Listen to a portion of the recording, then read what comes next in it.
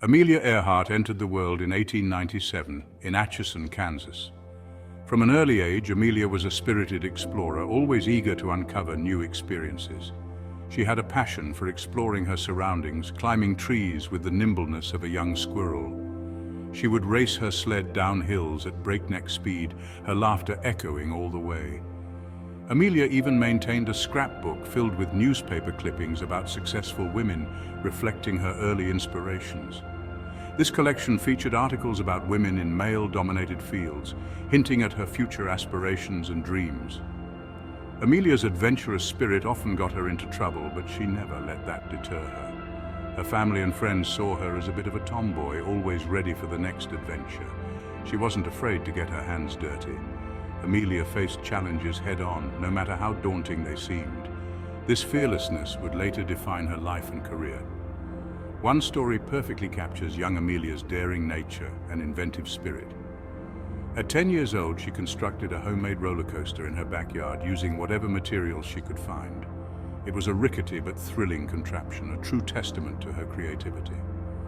Amelia fearlessly rode her creation down the roof of the tool shed, her heart racing with excitement.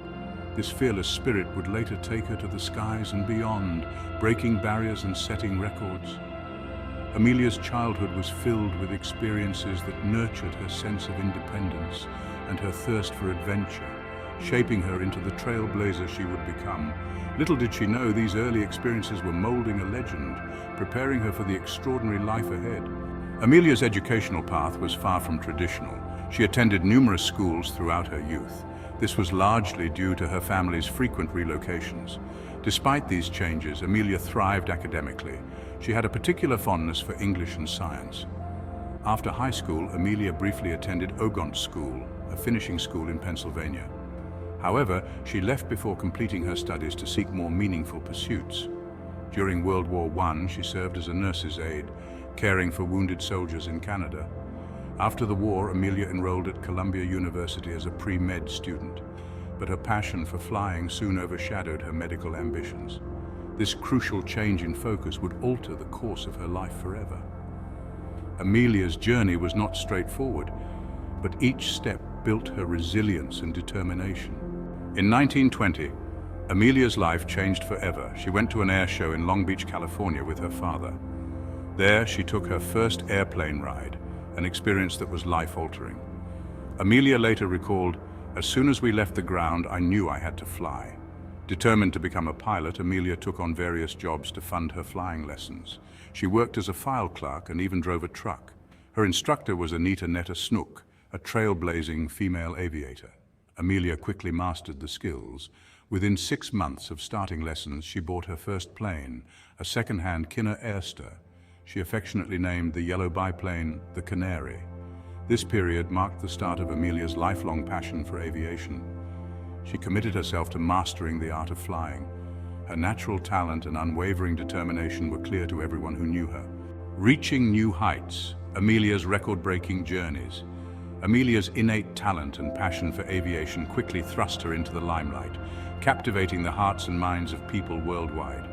In 1928, she made history as the first woman to cross the Atlantic Ocean by air as a passenger, a groundbreaking achievement for the era.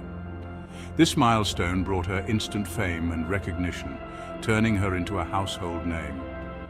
However, Amelia wasn't satisfied with merely being a passenger on such a historic flight. She yearned for a greater challenge and sought to prove her prowess as a pilot. In 1932, Amelia embarked on her most daring adventure yet, one that would test her limits and push the boundaries of aviation. She decided to fly solo across the Atlantic, a feat that demanded immense courage and determination. This was a feat previously accomplished by only one person, Charles Lindbergh, making it an even more formidable challenge. Departing from Harbour Grace, Newfoundland, Amelia faced treacherous weather and mechanical issues during her flight, testing her resilience and skill. Yet after nearly 15 grueling hours in the air, she safely landed in a farmer's field in Derry, Northern Ireland, achieving her goal. This remarkable feat made Amelia an international hero, celebrated by people around the globe. She was awarded the Distinguished Flying Cross by Congress, the first woman to receive this honor, marking a significant milestone in aviation history. This solo flight solidified her place in aviation history and fueled her desire for even greater challenges, inspiring future generations of aviators. A trailblazer for women shattering sky-high ceilings. Amelia Earhart was not just an exceptional pilot, she was a fervent advocate for women's rights. She firmly believed that women were equally capable as men in any domain, including aviation. Amelia defied traditional gender roles. She leveraged her platform to inspire a generation of women to chase their dreams. In 1929, Amelia co-founded the 99s. This organization champions and promotes the progress of women in aviation. Today it boasts thousands of members globally. Amelia also utilized her public appearances and writings to advocate for women's rights. She vocally opposed gender discrimination in education, employment, and other sectors. Amelia's advocacy reached far beyond aviation. She emerged as a role model for women everywhere. She embodied courage, determination, and the power of breaking boundaries. The final flight, a daring dream, cut short. In 1937, Amelia set out on her most daring adventure yet, a flight around the globe. This journey would push the boundaries of human endurance and aviation technology. This was a feat no woman had ever accomplished. Amelia was determined to make history and inspire future generations. Amelia and her navigator, Fred Noonan, took off from Oakland, California on June 1st.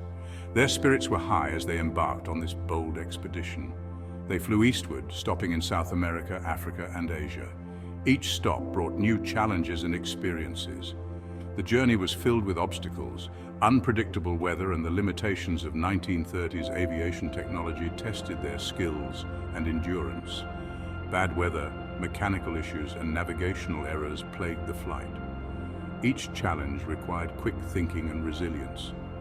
On July 2nd, after completing nearly two-thirds of their journey, Amelia and Fred departed from Lae, New Guinea. They were now on the most critical leg of their journey. Their next destination was Howland Island, a tiny speck of land in the Pacific Ocean. Finding this small island was crucial for their mission's success. This leg of the journey was the most perilous. The vast expanse of the Pacific Ocean presented a formidable challenge. It required navigating over vast stretches of open water. The margin for error was slim, and the stakes were incredibly high. Despite careful planning and communication with the U.S. Coast Guard, radio contact with Amelia's Lockheed Electra 10E was lost shortly after takeoff. The silence was deafening. The plane never reached Howland Island. The search efforts that followed were extensive but ultimately fruitless, leaving the world to wonder what happened to Amelia Earhart and Fred Noonan. Lost but not forgotten. Theories about the disappearance. The vanishing of Amelia Earhart and Fred Noonan remains one of the most persistent enigmas of the 20th century. Despite exhaustive search efforts, no evidence of the plane or its passengers was ever discovered. The absence of solid proof has sparked numerous theories and speculations over the years. Some theorize that Amelia and Fred exhausted their fuel and crashed into the Pacific Ocean. Others suggest they might have landed on a secluded island, such as Gardner Island, now Nikumaroro, where some evidence hints they may have survived for a while. There are even claims that Amelia was on a covert mission for the US government and was captured by the Japanese. Despite numerous expeditions and inquiries, none of these theories have been conclusively verified. The enigma of Amelia Earhart's disappearance continues to fascinate the public.